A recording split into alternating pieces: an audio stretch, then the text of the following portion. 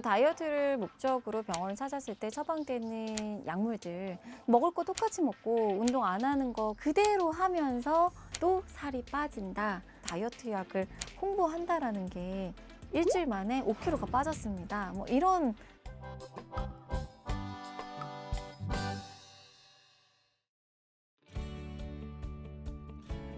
네, 안녕하세요. 식약처 유튜브 구독자 여러분, 여러분의 단골 약사 이승입니다. 더운 여름에 어떻게 잘 지내고 계세요? 네, 코로나가 너무 길어지잖아요. 그래서 몸도 마음도 조금 뭔가 위축이 되고 실제로 그 야외 활동이 뭐 많이 좋아졌다고는 하지만 여전히 공공시설이나 체육관 가는 건 부담스럽고 그래서 운동량이 좀 많이 준 것 같아요, 저도. 근데 뭐 스트레스 받아서 그런지 계속 많이 먹게 되고 그래서 살이 계속 요즘 찌죠. 진짜 우리가 우스갯소리로 확진자 했는데 진짜 요즘에 보면 집집마다 확진자들이 한 명씩은 있는 것 같아요. 1년 365일 하는 게 다이어트긴 하지만 이렇게 어김없이 이렇게 여름이 오고 옷차림이 가벼워지다 보면 숨어있던 살들도 다 보이고 그래서 이 시기가 되면 누구나 좀 열을 올리게 되는 게 다이어트 아닌가 생각을 합니다. 그래서 다이어트는 누구나 알고 있죠. 적게 먹고 운동하면 되지. 근데 사실 그거 너무 힘들잖아요. 그러니까 너무 힘드니까 진짜 의지가 아무리 굳센 사람도 이게 다이어트 성공하기가 쉽지 않고 그래서 결심하고 하려고 하는데 보다 조금 효과를 더 많이 보기 위해서 그래서 찾게 되는 게 다이어트 약, 또 다이어트 제품, 보조제인 것 같아요. 그래서 오늘은 정말 많고 많은 다이어트 약에 대해서 그 종류와 약리 기전, 또 부작용 등등에 대해서 오늘 설명을 드리려고 합니다. 단골 약사와 함께 약국이 즐거워지는 시간 약질시 시작해 보겠습니다.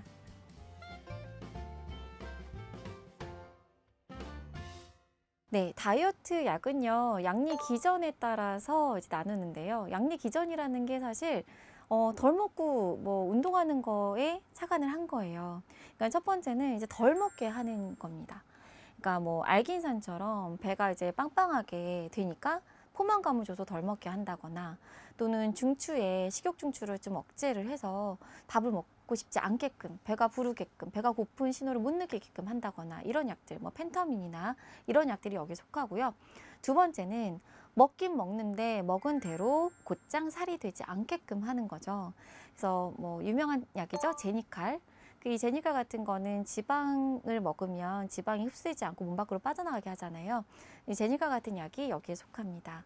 마지막 세 번째는 운동하는 것처럼 몸이 에너지 발산을 하게 하는 거죠. 그래서 에너지 대사를 좋게 하는 약. 그래서 뭐 열을 올리는 뭐 슈도에페드린이나 뭐 한방제제는 마왕 같은 것도 있을 수 있고 펜터민도 그런 역할을 하고 카테킨이나 엘카르니틴 뭐 이런 것도 에너지 대사를 좋게 해서 이제 다이어트 목적으로 쓰이는 약이기도 합니다.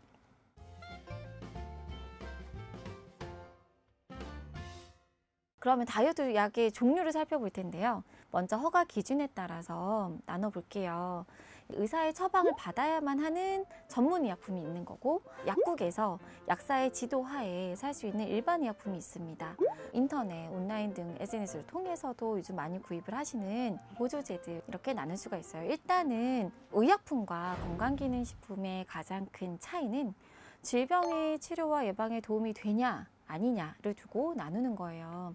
의약품 같은 경우는 다이어트라면 체중 감소에 실질적으로 비만 치료에 도움이 된다 이런 것들은 그거를 입증받아서 의약품인 거고 그냥 건강의 증진에 도움이 된다 또는 에너지 대사에 도움을 주니까 다이어트에 도움이 될 것이다 라는 이건 기능성을 인정받고 건강 증진에 도움이 된다고 이제 알려진 게 건강기능식품입니다. 그러니까 전문의약품과 일반의약품 같은 경우는 전문의약품은 보다 효과가 보다 확실하지만 이제 부작용 우려가 많기 때문에 의사의 관리 감독 하에 꼭 처방을 받아서 복용을 해야 되고 이 전문의약품에 속하는 약물 중에는 이제 특히 오남용 우려가 큰 향정신성 의약품에 속하는 약물들이 많습니다. 또 이제 일반 의약품 같은 경우는 치료 효과는 기대할 수 있지만 다소 전문 의약품에 비해서는 부작용이 조금 덜하다는 이제 특징이 있고요.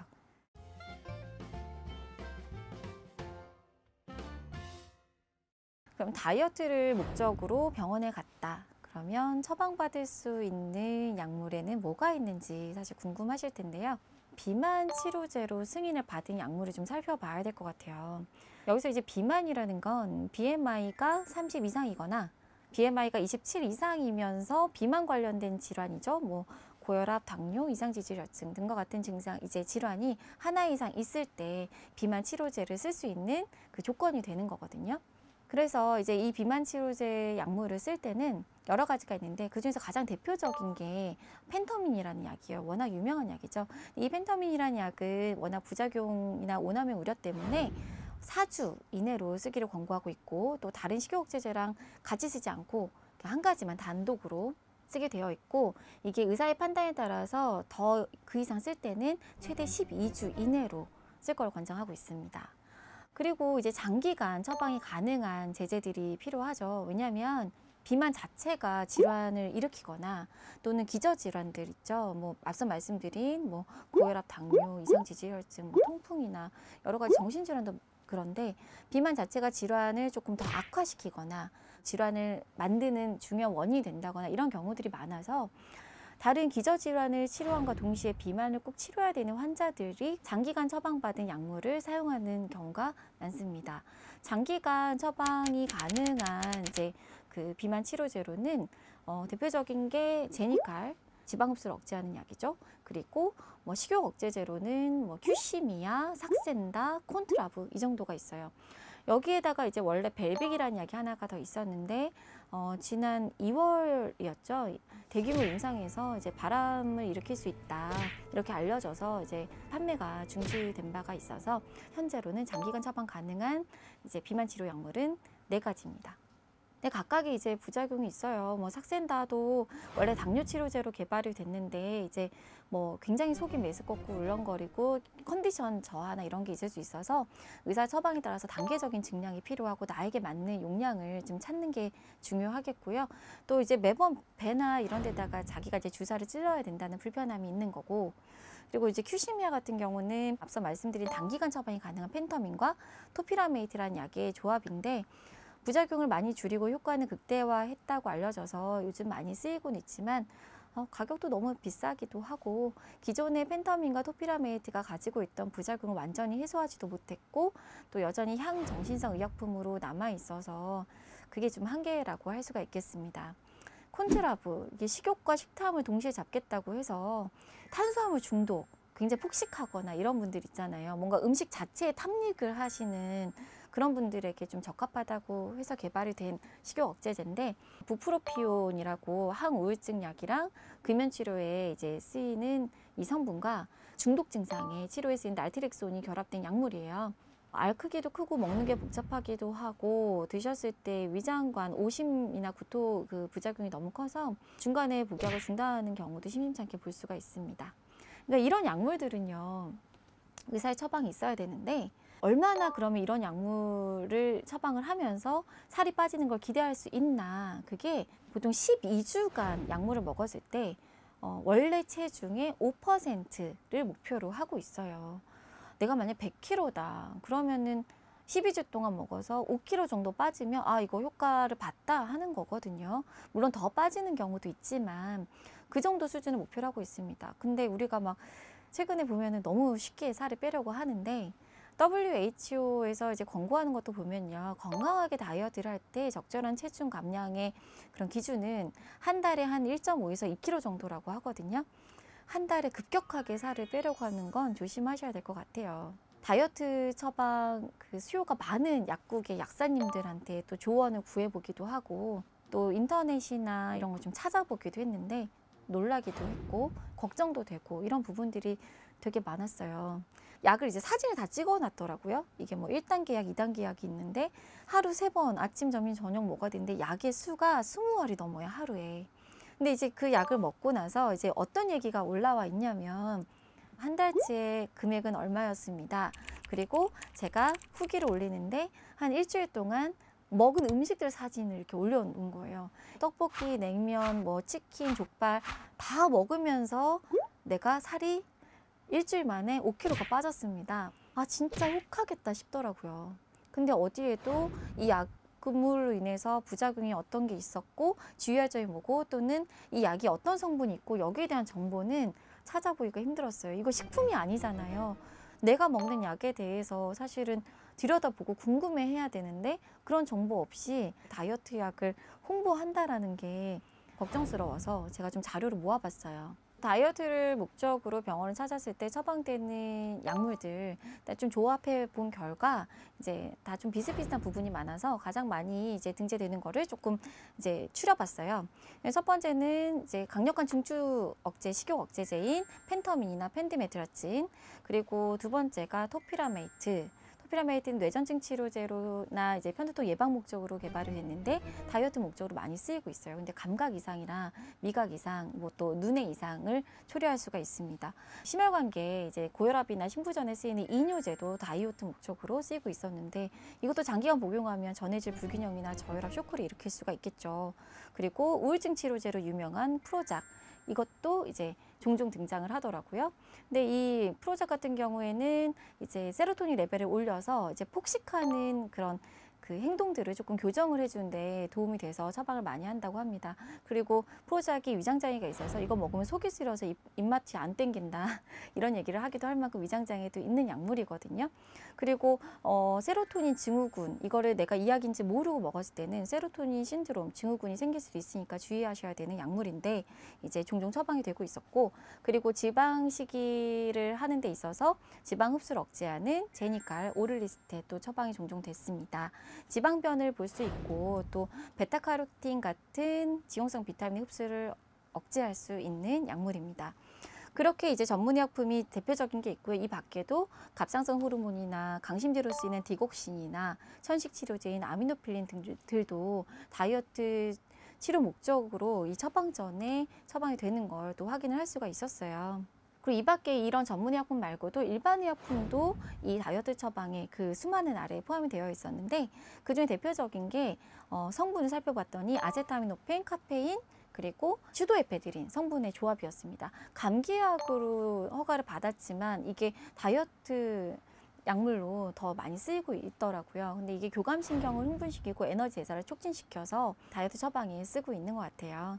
그 밖에 이제 뭐 방풍통성산이나 또는 변비약, 다이어트 하면은 이제 또 변비가 생길 수 있잖아요. 그래서 이제 변비약으로 장 운동을 막 이제 시켜가지고 살을 빼게끔 도와주는 거, 그리고 L카르니틴이나 녹차 추출물과 같은 건강기능 식품류도 처방이 되고 있는 걸 이제 확인할 수가 있었습니다. 그런데 여러분, 다이어트 약을 이렇게 한 움큼씩 이거 먹으면 정말 살이 빠지는 보약처럼 생각을 하고 드시고 또 이렇게 소개도 하고 하는데 이렇게 많은 약물들, 각각의 다른 기전의 약물들, 또 수많은 부작용이 있을 텐데 그거를 인지 못하고 이걸 한꺼번에 드셨을 때 과연 내 몸에서 나타나는 결과가 살이 빠지는 것만일까?